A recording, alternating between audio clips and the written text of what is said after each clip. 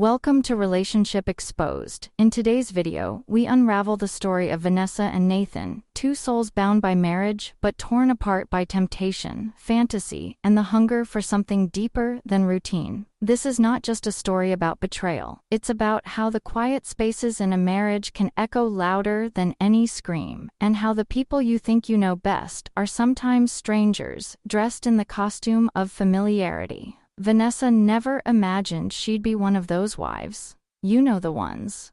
Looking longingly out the window, craving not just attention, but presence. Her husband, Nathan, was successful, dedicated, responsible.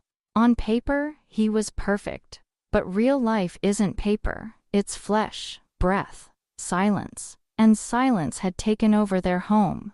They still talked, yes. They still shared meals and exchanged, "How was your day?" But the electricity had vanished. And for Vanessa, that void grew louder with every passing night. It began innocently. Vanessa had always admired how confident Nathan was around his friends. One evening, he invited an old college buddy to stay over for a week, Marcus. He was charming in a way Nathan wasn't. Raw, spontaneous, a little dangerous in the way he looked at people. He noticed things, tiny things, the way Vanessa tucked her hair behind her ear, the way she bit her lip when thinking. Nathan had stopped noticing years ago. Marcus, however, saw everything. And more importantly, he made her feel seen. Vanessa didn't mean for anything to happen.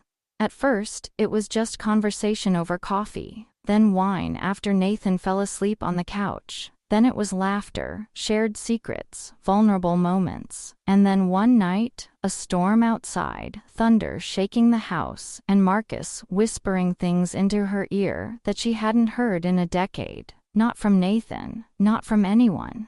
Things that made her knees tremble, not from lust, but from being wanted again.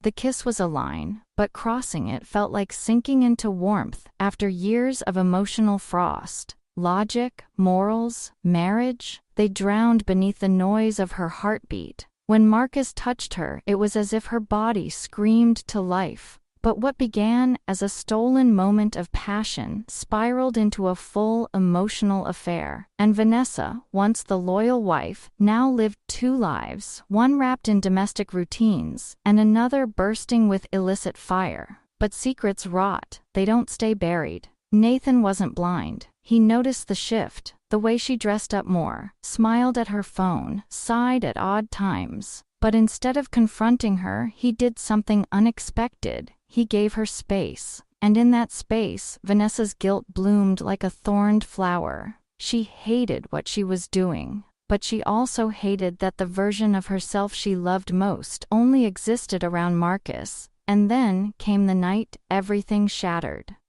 Nathan came home early. Vanessa and Marcus weren't in bed, but they weren't innocent either. They were in the kitchen, close, too close, laughter and a touch that lingered a heartbeat too long. Nathan didn't shout, he didn't even speak, he just watched. And in that stillness, Vanessa realized the man who had stopped noticing had been noticing everything. He walked out, silent, stoic. But something broke in that silence that no apology could repair. The aftermath wasn't explosive, it was slow, torturous, like erosion. Vanessa confessed everything, not just the physical betrayal, but the emotional drift. She wanted to explain that it wasn't about Marcus. It was about her feeling invisible for so long. But Nathan didn't want explanations. He wanted time, and time gave him clarity. He moved out.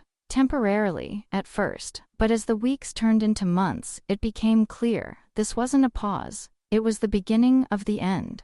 Vanessa tried to sever things with Marcus, but emotional addictions are harder to kill than physical ones. She spiraled. For the first time, she realized that what she thought was freedom was actually a prison made of impulsive choices and romanticized pain. Nathan, meanwhile, wasn't numb. He was unraveling, but differently. He started therapy, he journaled, he even reached out to old friends to rebuild his sense of identity. In the quiet of separation, he found something Vanessa hadn't: healing. And then came the letter. Months later, Vanessa received a handwritten envelope, no return address, just her name, penned in Nathan's familiar hand. Inside wasn't rage, it wasn't blame, it was a story. Nathan had written about the first time he knew he loved her, the first time he cried because of her, the moment he realized she was slipping away and how helpless he felt trying to stop it, but the final line crushed her. You weren't the only one starving to be touched, you were just the first to feed the hunger. Vanessa dropped the letter, trembling. All this time, she thought she had been the victim of emotional neglect, but Nathan had been starving too. He just suffered in silence while she screamed in shadows. She never heard from Marcus again. He vanished, like a ghost who'd fulfilled his role in a tragedy. Vanessa tried to reach out to Nathan, not to beg for reconciliation, but to say thank you, for the honesty, the grace, and the truth. He met her for coffee one final time. They didn't hold hands, they didn't cry, they simply talked. Two people who had once loved each other fiercely, now sitting as ex-lovers, ex-friends, perhaps even ex-souls. And as they parted ways, Nathan smiled, a gentle kind of smile, the kind that says, "I've let go." Vanessa walked away that day knowing she had broken something beautiful, not just a marriage, but a man's trust, and more painfully, her own self-respect. She would never be the same. And maybe that was the point, because some betrayals don't just destroy relationships, they redefine you. And sometimes, what hurts the most isn't the betrayal itself. It's realizing that the betrayal happened because both people stopped showing up for each other a long time ago.